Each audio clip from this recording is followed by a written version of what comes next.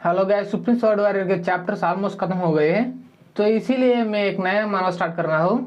और उस नए मानव का नाम है ट्रांसमाइग्रेशन ऑफ डिवोरर। और मैं ये उम्मीद करता हूँ कि आप लोगों को ये मानव भी पसंद आएगी, और पसंद आई तो प्लीज़ मेरे चैनल को सब्सक्राइब कर दीजिए। तो चलो चलते हैं वीडियो में। ट्रांसमाइग्रेशन ऑफ डिवोरर की इस एपिसोड के स्टार्टिंग में हम चेनवू कॉन्टिनेंट को देखते हैं, और बैकग्राउंड में आवाज़ बता रही होती है कि ये चेनवू कॉन्टिनेंट ऐसी जगह है जहाँ सिर्फ और सिर्फ ताकतवर लोगों की ही रिस्पेक्ट मिलती है। और ऐसा ताकतवर बनने के लिए वो मार्शल आर्टिस्ट अपने स्किल्स को इम्प्रूव करने की ज़रूरत है, और ऐसा करने के लिए उनको तरह तरह के स्पिरिचुअल आइटम्स और ट्रेजर चाहिए होगा। और जब जब ये सब स्पिरिचुअल आइटम्स और ट्रेजर्स दुनिया में अपेयर हो जाते हैं, तो तब उस आइटम को पाने के लिए काफ़ी सारे मार्शल आर्टिस्ट वहाँ पे खून की नदी बहाते हैं, और वहाँ पर आने के बाद वो आइटम मिलती या नहीं मिलती इसका कोई फर्क नहीं पड़ता, और सभी को कुछ ना कुछ कीमत चुकानी पड़ती है। और कई बार कुछ स्ट्रांग बंदे भी मर जाते हैं उसी फाइट में, और वो सामने वाला बंदा हमारे मेन कैरेक्टर होता है और वो मर चुका होता है, और वो अपने आखिरी समय पर सोच रहा होता है कि मैं ये नहीं चाहता था, मैं ऐसा मरना नहीं चाहता था, अब मैं ये चाहता हूँ। और ये शब्द के बाद जैसे कि इसकी इच्छा और इसकी आत्मा एक साथ मर्ज हो गई, और एक एनर्जी बीम जैसा बन के काफी दूर जाकर एक जगह पर गिरती है, और वो जगह एक घर होता है। तभी हमें बैकग्राउंड में बताया जाता है कि ये मॉन्टेनिग्रो शहर का सभी बड़े फैमिलीज में टॉप आने वाले लिन फैमिली है।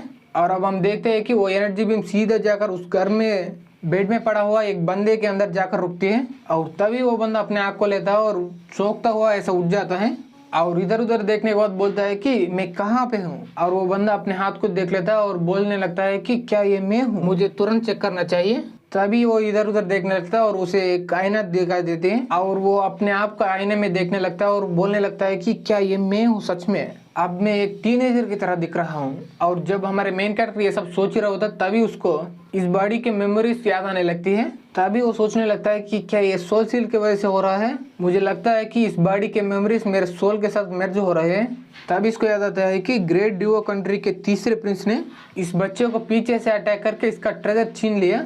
पर यही नहीं, बल्कि इसके वजह से इसके ग्रैंडफादर भी अपने घुटने पे आकर माफी मांग लिया, और इसके बाद ये बच्चा भी मर गया, और ये ऐसा फ्लैशेस आने लगते हैं मेमोरी का। और उसके बाद हमारा मेन कैरेक्टर सोच रहा होता है कि ओहो, और इसके बाद मेरा सोल इस बॉडी में आ गई और मुझे फिर से जिंदगी मिली। और हमारे मेन कैरेक्टर ये सब सोच ही रहा होता है, तभी बाहर से एक आवाज़ आती है, हट जाओ, मैं बोल रहा हूँ हट जाओ। और तब यहाँ पे शीशे उठता है बाहर की तरफ। तभी हम देखते हैं कि ये लड़की एक बंदे से बोल रहे होते हैं कि अगर मेरा मास्टर वापस आ गए तो इस हरकत को जरूर पनिश करेगा वो। तभी सुनने के बाद वो बंदा ईविल स्मेल से कह रहा होता है कि हाँ, तुम्हारा मास्टर, हाँ, वो बुढ़ाऊ साले के वजह से ही हमारा फैमिली का सम्मान अब खो चुका है, और तेरी हिम्मत कैसे हुई मुझे रोकने की, मैं बोल रहा हूँ तुम अभी यहाँ से दफा हो जाओ। और ये बोल के वो बंदा वो लड़की के जोरदार थप्पड़ मारता है। पर तभी हमारा मेन कैरेक्टर उस डोर से बाहर निकलता है उसी समय पे, और वो ये सभी देख लेते हैं। तभी ये लड़की भी उसे देख लेती है और खुश होकर उसके पास जाकर उसे गले लगाती है और बोलती है कि यंग मास्टर, तुम फाइनली जाग चुके हो।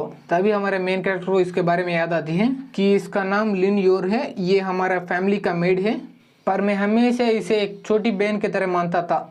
तभी हमारे मेन कैरेक्टर उसके चेहरे पर उसके थप्पड़ के निशान देख लेता है और पूछता है कि क्या है। तभी सुनने को तो लिंडी और कहते हैं कि नहीं नहीं, मुझे कुछ नहीं हुआ, जब तक आप ठीक हो तब तक मैं भी ठीक रहूंगी, और ये छोटे छोटे इंजरीज मुझे कुछ भी नहीं कर पाएंगे। तभी वो थप्पड़ मारने वाला बंदा हम आगे से इसे स्कार वाला बंदा बुलाएंगे, और वो कहता है कि आय हाय आय हाय, क्या रोमांस है मास्टर और मेड के बीच में। तभी ऐसे को तो हमारे मेन कैरेक्टर को याद आने लगता है कि ये बंदा हमारे लिन फैमिली का सर्वेंट है। नहीं नहीं नहीं, ये बंदा सिर्फ उस बंदे का कुत्ता है, और हमेशा मुझे परेशान करने के लिए कुछ ना कुछ करता रहता है। तभी हमारा मेन कैरेक्टर उस लिनियर से पूछता है कि क्या तुम ठीक हो, क्या उसने ही तुझे मारा है। तभी इसने को तो स्कार वाला बंदा गुस्से से कहता है कि तेरी हिम्मत कैसे हुई मेरे क्वेश्चन को इग्नोर करने का। और वो स्कार वाला बंदा हमारे मेन कैरेक्टर तरफ बढ़ते हुए बोल रहा होता है कि क्या तुम्हें सच में लगता है कि तुम अभी भी यंग मास्टर हो। और उसे देखने के बाद लिनियर कहते हैं कि तुम क्या करने का सोच रहे हो। तभी ये सुनने के बाद वो मेन कैरेक्टर पर अटैक करता हुआ बोल रहा होता है कि हमारे यंग मास्टर को थोड़ा डिसिप्लिन की जरूरत है, तो इसीलिए मैं उसे और उसके सर्वेंट दोनों को डिसिप्लिन दिखाऊंगा आज। और उसे देखने के बाद हमारे मेन कैरेक्टर गुस्से से उसे घूरने लगता है, और उसे देखने के बाद वो स्कारफेस को ऐसा लग रहा है कि उसके सामने वो वीक यंग मास्टर नहीं बल्कि उसके 1000 गुना पावरफुल वॉरियर खड़ा है और उसे देखने का तो स्कारफेस डर जाता है और बोल रहा होता है कि तेरे जैसे कचरे के पास इतना पावरफुल प्रेजेंस कैसे हो सकता है। और तभी हमारा मेन कैरेक्टर इस सवाल का जवाब ना देकर अपने हाथ में एनर्जी ला लेता है। तब हम स्कारफेस को देखते हैं, वो सोच रहा होता है कि मैं हिल नहीं पा रहा हूँ। तभी हमारा मेन कैरेक्टर उसे एक जोरदार मुक्का मारता है और उसके वजह से वो काफी दूर जाकर गिरता है। अभी उसे मारने के बाद हमारा मेन कैरेक्टर सोच रहा होता है कि अरे यार ये बॉडी इतना वीक क्यों है, मैं अपने पिछली जिंदगी का मोस्ट एडवांस स्किल इस पर यूज किया पर वो इतने ही दूर जाकर गिरा। पिछले जिंदगी में तो वो छिद्रे छिद्रे उठ जाता था। और वो गिरने के बाद वो स्कारफेस वाला बंदा बोल रहा होता है कि मैं तुझे मार के रहूंगा कमीने कहीं का। और ये सुनने के बाद हमारा मेन कैरेक्टर सोच रहा होता है कि ये इस जिंदगी या पिछले जिंदगी कहीं पर भी जाऊं मैं, वहाँ पे कुछ लोग होते हैं और उनको उनके औकात नहीं पता होगा और सिर्फ एक बार मेरे साथ मुकाबले होने के बाद उसको पता चलेगा उनकी औकात। और ये बोल के वो उस पर अटैक करने के लिए आगे बढ़ने लगते हैं। पर तभी वहाँ पे एक बंदा आ जाता है और बोलता है कि रुको, और हमारा मेन कैरेक्टर भी रुक देता है। और तभी हम देखते हैं वो बंदा पूरी तरह से गुस्से से होता है और उसे देखने के बाद स्कारफेस बोल रहा होता है कि यंग मास्टर ये कमीना शियाफान मुझे मार रहा है, प्लीज मुझे बचा लो। और गैस हमें फाइनली पता चल गया हमारा मेन कैरेक्टर का नाम शियाफान है और ये सफेद वाला यंग मास्टर का नाम लिनली है। तभी ये लिनली शियाफान से कहता है कि तुम इतना क्रूर कैसे हो सकते हो जो कि अपने क्लैन मेंबर्स को ही इतना बेरहमी से मार रहा है। और तभी हमारे शियाफान को इसके बारे में याद आता है और ये हमारे फैमिली के फर्स्ट टेलर का बड़े बेटे हैं और वो फर्स्ट टेलर भी मुझे इस फैमिली से बाहर निकालने का पूरी कोशिश किया कई बार और वो सभी फेल हो चुके हैं। अब उसके बेटे मेरे पास आ चुका है तो इसका मतलब थोड़ा गड़बड़ लग रहा है मुझे। और ये सोचने के बाद वो लिनली से कहता है कि तुम यहाँ पर क्या बोलने आए हो वो बोल, क्योंकि मुझे तुम जैसे बंदे के लिए और तेरे ये कुत्ते के लिए मेरे पास टाइम नहीं है। तभी ये सुनेगा तो लिनली भी गुस्सा हो जाता है और बोलता है कि तू तू तू तभी वो थोड़ा सोचता है और शांत होकर बोलता है कि तो ऐसी बात है तो मैं भी सीधे सीधे बोलूंगा, तुम इस क्लैन को छोड़ो और यहाँ से दफा हो जाओ। तभी ये सुनेगा शियाफान कहता है कि ओहो तो इस क्लैन को छोड़ दो, यहाँ से दफा हो जाओ, इतना सिंपल। तू कौन है रे बे वो बोलने वाला मुझसे, यहाँ तक कि इस फैमिली का लीडर भी मुझसे ऐसा बात नहीं बोली। तभी ये सुनने के बाद लिनली गुस्से से कहता है कि क्या तुम्हें सच में ऐसा लगता है कि तुम्हारा ग्रैंडफादर यहाँ आएगा और तुझे बचाएगा, ऐसा कभी भी नहीं होने वाला। और इसके बाद छोड़, पर तू एक कचरा है जिसका डेंटियान भी थोड़ी तरह से बर्बाद हो चुके हैं। और ये भी छोड़, पर तेरा नाम क्या, तेरा नाम में लिन ही नहीं है और उस लिन नाम के बिना तू एक स्ट्रेंजर है हमारे फैमिली के लिए, तो इसीलिए मैं बोल रहा हूँ दफा हो जाओ ऐसे। तभी सुनने के बाद शियाफान कहता है कि ओहो तो तुझे ये सब पता है, पर तुझे क्या ये नहीं पता कि मेरा ग्रैंडफादर ही इस फैमिली का क्लैन लीडर है और इसीलिए मेरा नाम में लिन हो या नहीं इसका कुछ भी फर्क नहीं पड़ता, क्योंकि मैं भी इस फैमिली का एक पार्ट हूँ।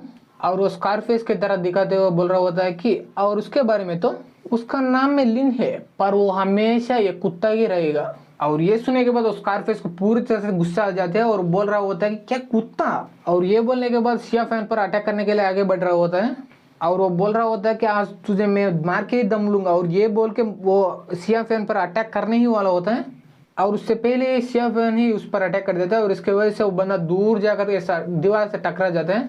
और वह टकराने के बाद वो बंदा कुछ बोल रहे की कोशिश कर रहा होता है, तभी शियाफान वहां पर आ जाता है उसके सामने और वहां पर आने के बाद उस स्कारफेस को एक जोरदार थप्पड़ मार देता है और वो बोलता है कि ये मेरी डिसरेस्पेक्ट करने के लिए।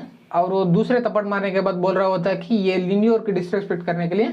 और तीसरे थप्पड़ मारने के बाद बोल रहा होता है कि ये किसी को डिसरेस्पेक्ट करने के लिए नहीं, बल्कि मुझे तुझे मार के मजा आ रहा है। और ये बोल के वो स्कारफेस के पूरी तरह से कुटाई कर देता है और जमीन पर ऐसा फेंक देता है।